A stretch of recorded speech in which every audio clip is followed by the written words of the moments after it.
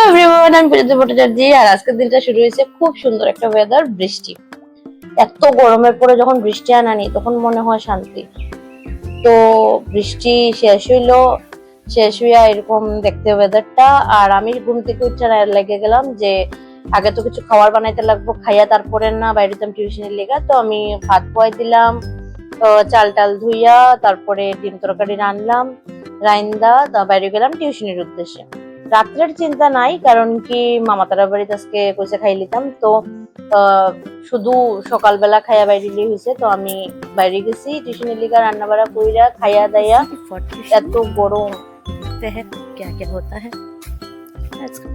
তো এই যে বাইরে যাচ্ছি আমি, বাইরিয়া রৌদ্র দেখলে বোঝা যেতেছে কিরকম, মানে এত রৌদ্র দিছে ওই দিন, আমি কি কইতাম। তো ফার্স্ট বারে যাওয়ার পরে এত রৌদ্র যেহেতু দিছে, তো তারা একটু শরবত দিছে। আর যাওয়ার সময় এই গাছটি পাইছি, লজ্জাপতি পাতা পাতা কয়। আমার তো ইটিলিয়া খেলতে এত ভালো লাগে, আমি কি করতাম। আমি এটি যতক্ষণ সবচেয়ে ইয়ে করছি না, ততক্ষণ আমার মনে হয় মানে শান্তি পেতেছি না।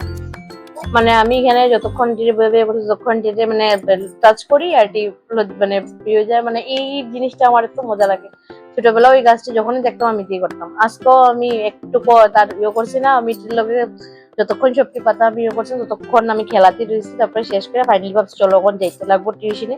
তো ওইখানেও গরমের লেগা দই টই দিছে, দই খাইলাম। খাইয়া তার এখানে নারকেল গাছটাও আসিল, গয়াম গাছ আছে। তো ওইগুলো দেখাই দেখতে দেখতে বাইরে গেলাম টিউশনের থেকে নেক্সট বাড়ির যাওয়ার লেগা। তো ওইখানেও বাইরিলাম, বাইরিয়া রাস্তার একদম সুন্দর ফুল টুল দেখা সবকিছু দেখা দেখা আমি গেলাম গিয়ে। একজনের বাড়ি থেকে একজনের বাড়ি যেতে দূর আছে, হাঁটতে যেতে লাগে। তো লাস্ট টিউশনিও শেষ করলাম, লাস্ট না লাস্টের আগে। এই টিউশনের বাড়ি থেকে যখন বাইর হই আর নেক্সট টিউশনের বাড়ি যেখানে, এত অন্ধকার রাস্তা, এত অন্ধকার, মানে এই দেখা যাচ্ছে পুরা অন্ধকার, মানে লাইট দিয়েই যেতে পারি। রাস্তার মধ্যে আবার আমার বইনে দেখাই দিল, তাই কি খাইছে না খাইছে ওইগুলো আমার দেখাই। তারপরে নেক্সট বাড়িতে গিয়ে আমি আবার চা, লাড্ডু আর মিষ্টি সিঙ্গারা খাইলাম। খাইয়া টিউশনি ফাইনালি শেষ করলাম। কইরা আমি অনেক দিন হয়েছে ফুচকা খাই না, তো ফুচকার অনেক ক্রেভিং হতেছিল। তো ভাবলাম যদি ফুচকা রাস্তা পাই তাহলে একটু ফুচকা খাইব। তো বাইরেছি টাউন হলের সামনে দিয়েই গেছি, গিয়া ফুচকা যেহেতু পাইছি আমি কিছু তাহলে ফুচকাটা ছাড়তাম।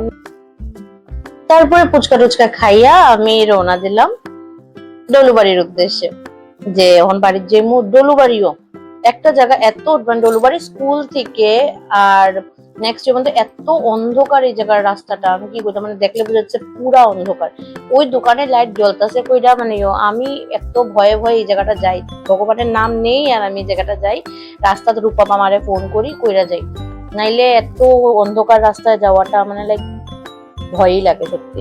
তো ফাইনালি আমি মামার বাড়িতে পৌঁছলাম। আজকে রাত্রেবেলা তারা বাড়িতে আমরা আমার খাইতে বসে। তো আমিও সারাদিন আইয়া তখন আর রানতে ইচ্ছা করে না, তাই আমার লিগে অপেক্ষা করতেছে বনু, যে আমি আইলে তাই নাচতে দেখাইবো, গান গাইবো। তাই খুব ভালো পায় আমার। তার মাসি মামি এখানে রান্না টান্না করতেছে, দাদুও টিভি দেখতেছে। তো তাই আমার দেখে একটু লজ্জিত পাইলো। তো আমার কবিতা শোনাইলো, অনেক কিছু, আমি একটা ভিডিও দেখাইমু। তারপরে বনু একটু তার লগে খেললা একদম, মানে কুকুররা যে কিরকম কথা বুঝে।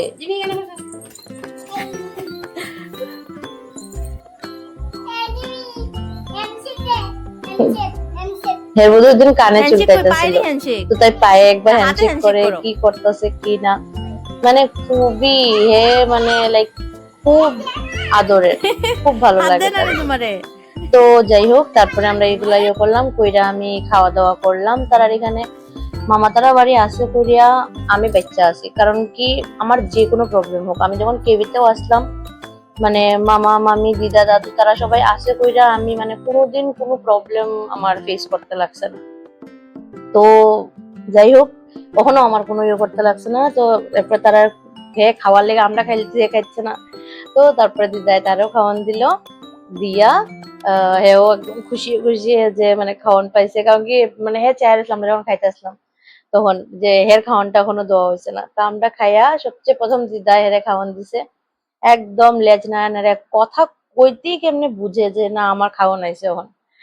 তো যাই হোক, খাওয়া টাওয়া খাইয়া আমি আমার ঘরে গেলাম। তো that's all for today, thank you.